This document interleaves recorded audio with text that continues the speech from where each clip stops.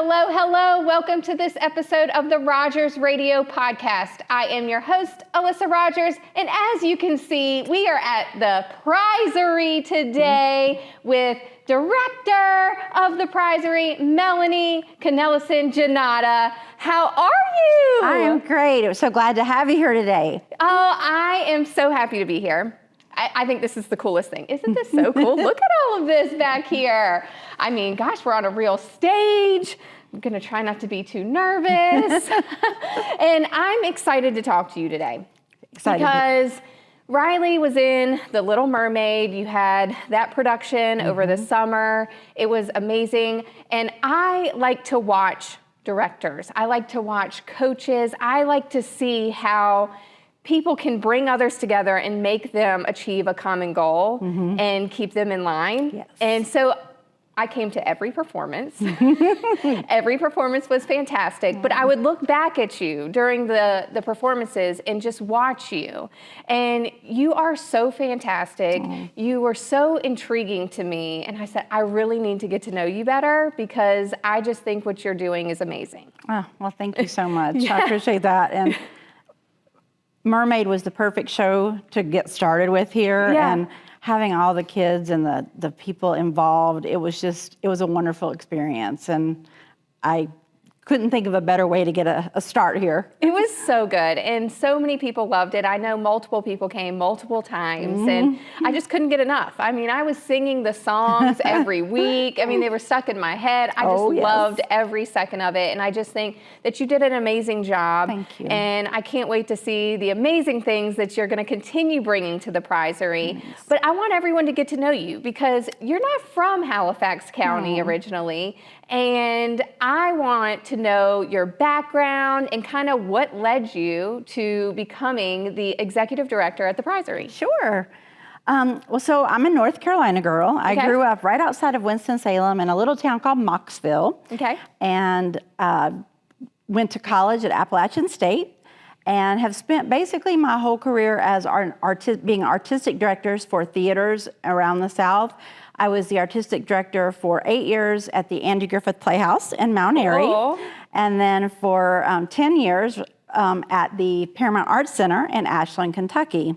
And unfortunately, when COVID hit and all of the theaters had to close down, and so my husband and I made the decision to move back to my hometown in North Carolina. And while we were there, I was kind of looking for a new position that would offer me challenges and opportunities. And I saw this position come open, and I love this part of the state and the whole, everything is so beautiful here. And I love small town life. Like Mocksville's a small town, so that's what kind of I grew up with. And so it was such an opportunity to come here and help restart the Prizery after COVID had closed it down, and just an exciting challenge. Yeah. And so it's been great. And you have an extensive background in theater and the arts, and I know you went to Appalachian State. I looked you up. I Googled you. You Googled me. And I looked at all of your accolades, and you've done amazing things. Did you always know you wanted to be in theater and the arts? It's always been your thing? Yes. From being a little girl, my family, we always watched movie musicals. And movie musicals have always been mesmerized by them. Yeah. And so I was always in shows growing up, and music and band. And so I've always been an artsy person, although I was very involved in sports as well. Okay. You know, my dad was a coach, and I played basketball and softball. And so I did a little bit of everything. But once I went to college, I ended up making the decision to double major in theater and dance and minor in music. And after that, it just kind of all fell into place. And I started, I think as an artist, you find yourself finding your niche, exploring different jobs until you find one. And being a director and a choreographer and working with nonprofit theaters, it was a perfect fit for me. And that's just what I've done ever since. Coaching, your father was a coach. That's where you get this from. You're so good because you're a coach in all of your directing and everything you have to do with your team and volunteers. So it is like that. And, is very much of you're there to support them and to help them get better and help them grow. And I do kind of look at it as coaching. For And sure. when you give that constructive criticism or feedback, it's to help them get better and help them grow. So definitely, yeah, it comes to my family. And my mom is a teacher. So both, both my family members and my brother, we all kind of have that same gene, I think. So. And I mean, I was going to ask, what characteristics do you feel like you possess that makes you successful in your current role? Well, I have a strong passion, and I mean, literally, the arts are what I live for. As far as my career, I want it to be top notch, top standard. I have determination that if I want something to happen, I'm going to do my darndest to make it happen. Yes. And I really have a love for community and the connections that you make. And theater, for many people, becomes a second family, or for some people, even a first family. Yes. And I want to be that for people who come here, that they feel like they're coming to family. And you do such a good job at that. What is your leadership style? Well, I try to create a team environment, and I try to, I do set high expectations, because I think that's— I love that. Well, and it's kind of the self-fulfilling prophecy. Right. If the expectations are here, people try to rise to meet them. And so I have an amazing staff, and they kind of know their role and they do it, and they require minimal supervision most of the time, which is fabulous. And it just really works. We have a great team here, and the volunteers, the staff, the board of directors, it all works together to just create this wonderful place that we have in this community. Yes, and we were just talking before we came on. We were talking to your team members, and they have done some fascinating things, and you have a great team. I see that you just had volunteer orientation. Yes. And that's really cool, but people can volunteer if they want and sign up anytime, I'm sure. Yes. An amazing supportive board we were talking about. That's just really great to have those people surrounding you at all times. It really is, and the board is, they're very supportive, and they have this community's best interests at heart, and trying to really make the Prizery something for everybody in the community. And the staff here, it's small but mighty, as we say. We don't have a lot of us, but we're very hard workers, and we're all very passionate about the Prizery. And volunteer orientation last night, we had over 25 people here. That is awesome. And most of them, or a good portion of them, were brand new, and we're constantly recruiting. And we could not run without volunteers. And so we always encourage people to reach out, because we're looking for people all the time. I love that. And talking about theater, you have multiple shows throughout the year. What advice would you give someone that is maybe looking into it, they want to try it, but they're a little nervous? What advice would you give someone that wants to try it out? Before most of our major auditions, we try to do a workshop. In that workshop, we try to familiarize, especially new people who are a little bit nervous, get them comfortable with what they're going to be going through and what we're looking for.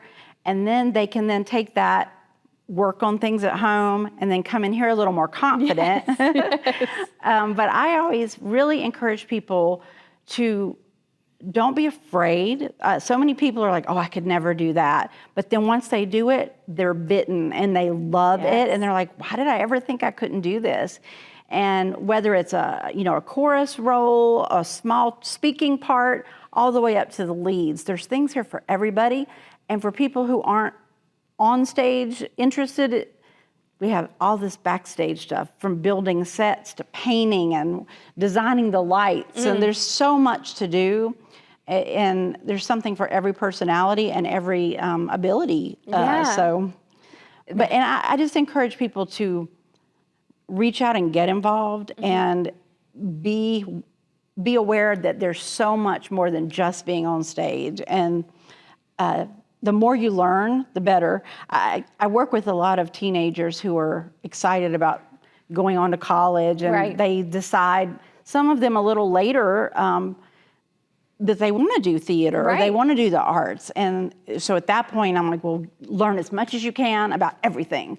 And then that puts you in much more of a competitive position when you're looking for a job and when you get out of college, and not always an acting job is what happens, but usually I've had people call me and say, well, I got this job as a stage manager and it is amazing. So they find their areas that they love. That. You have me wanting to try it out. You should.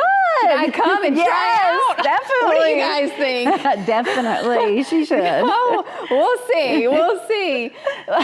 What can people expect from you as a director? Because I know we were talking about, it was Riley's first show, and we came in and we had a meeting, and it was very organized. And, what can people expect when you're directing a show or as the executive director of the Prizery? Well, I try to always be professional. I try to run rehearsals as if I tell people, imagine it's your job. Even though the kids, imagine this is your job, because what I tell people is people that pay to come see your show, they want to see the best you've got, and they want it to be something they're going to remember. Just like you said, people came back multiple times to see Mermaid because they were like, oh, the kids, or they were so cute, or the dances, or this. And it really makes a difference when you can have that kind of atmosphere. So I always tell people I want it to be fun, but I want it to be productive. Yes. So we have our rehearsals and we have our fun time and we do our theater games and we get people comfortable with each other and let them get to know each other, develop those relationships, and then it's down to business and we learn our music and we learn our songs and dances and then it's showtime and we put on that game face, and 9 times out of 10 they rise to the occasion, and it's just, it's like little magic happens on stage. It is magic because by coming to every show was a little different because you see different things happen. You're like, oh my gosh, what are they going to do? And you would never know that it was, not like that the night before. They just pivot so well. That is very true, and that's one of the things I do try to teach them is in the theater you have to expect the unexpected. You never know when a piece of scenery is going to malfunction, or a light is going to fall, or a character is going to forget a line, and so you have to be able to recover very quickly and keep going even when there's something different that they're not expected to. Well, they did a great job at that. What is one lesson you've learned along this journey that you take with you every day? Something that I still have, people from the very first shows I ever directed that I'm still in touch with. So it's like you develop lifelong relationships with some people. And I've discovered that you touch people, everybody in the cast touches people in a way that they're going to remember forever. Yes. And my goal is always to have that memory, that impact be positive. And I just have to know that when they look back 10 years from now, I want them to say, wow, do you remember Little Mermaid and how much fun we had with that show and how great it was? And knowing that some of them are making lifelong friendships. I've had people meet their spouses. In fact, I met my spouse. He came to audition for a show I was directing, and boom, there it was. It was over. I love that. Yes. So it's a family in more sense, than just words. Yeah. What motto do you live by? I'm a big believer in trusting in God. Yes. And believing that I have to be true to myself, because I believe that I am always well-intentioned and always try to do the best that I can. And I believe if I'm true to that and trust God, it's going to work out. Yes, so true. And, you have to trust in yourself a lot in the decisions that you have to make here on a daily basis and all the people that are looking up to you. And I didn't know until we sat down today, how many events have you had in the last 14 days here at the Prizery? We've had 16 events in 14 days. In 14 days. Did you guys know that much happens here at the Prizery? Because I had no idea that much is going on all the time. So tell us, everything that the Prizery has to offer. And you probably can't even tell us everything because there's so many. But what are some main things going on at the Prizery all the time? Well, of course, we have our presenting series, which is what most people are aware of. When we have shows here, we have our Dance and Dine series where we have music and food upstairs. We've had performances this year like the Drifters on stage and comedians. So those performances are what a lot of people are aware of. Right. And then we also have classes. So we started our fall semester of classes, and we have acting classes going on, and we have art classes, and we're doing family art classes where people can come as a family and have an evening of making fall crafts. Fun. And it's just a really neat thing for them to do as a group. We obviously, our banquet hall is a really popular rental space. Yep. And we are constantly turning that room over for weddings and events and award ceremonies and graduations. And then we have our art gallery downstairs, which we have had. We're getting ready to have our 10th gallery opening for this year.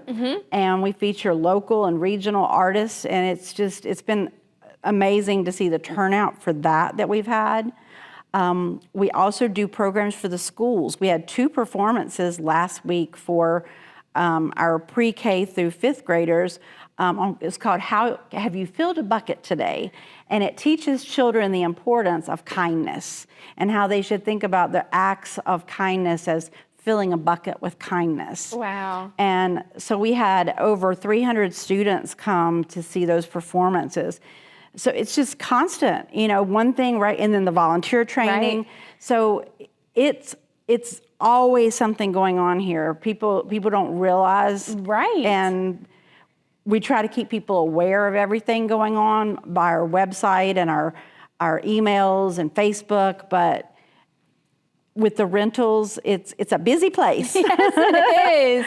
And it's something for all ages, and you can do anything here. And we're just so lucky to have the Prizery in our community because not every small town has something like this. That is very true. We're very lucky to have it and to have you leading the front. Well, I'm honored to lead it. We are very lucky to have you, and I'm lucky to have you in our lives and everything that you're doing for Riley and helping her become a star on stage. That's what She's she adorable. says she wants to be.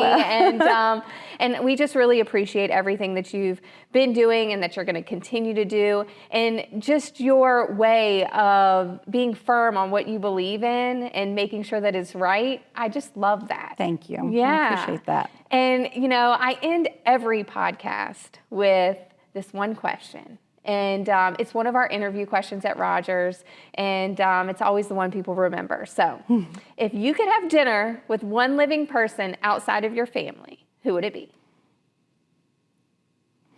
I would say at the current moment, it would be Hugh Jackman. Yes. And not just because he's gorgeous to look at, but as a performer, he is what we in the business call a triple threat. He's a singer, he's an actor, he's a dancer. He has made it big on all forms of entertainment, from Broadway to pop to film. Yeah. He's won awards over all of those mediums. But through it all, he's kept his down-to-earth persona. He is very fan-friendly. He values his fans and appreciates them and gives them credit for him being where he is. Yeah. And I just think he's a fascinating man and would love the opportunity to talk with him about everything he's accomplished in his career. In your world, I think that could happen. Yeah. We're going to talk about it. That sounds good to me. We're going to talk it into Yes, existence. absolutely. Thank you so much for spending time with me today and allowing me to come here to be in your territory. It's an honor to have you here, Yeah. and we invite everybody to come out. And if you don't know about the Prizery, please check us out online on our website. Find something. We have something for everybody, and I'll leave it with saying we really want to let people know too that we offer scholarships, and that's something that, again, like you said, not every small town has a chance of doing. And through the foundation next door, the Edmonds Family Scholarship for the Arts provides programs for little to no cost for those that need financial aid. And so please reach out. Don't let that stand in your way. And we want to see everybody here. Absolutely. And I'll put all the links and all the information in the podcast description so you can go to it, check it out, start participating in what we have to offer Please here, do. because the Prizery is an amazing place and we want it to continue for years to come. And I can't wait to see and watch the amazing things you continue to do. And thank you everyone for listening to this episode of the Rogers Radio Podcast. I will talk to you next week. Thanks. Bye.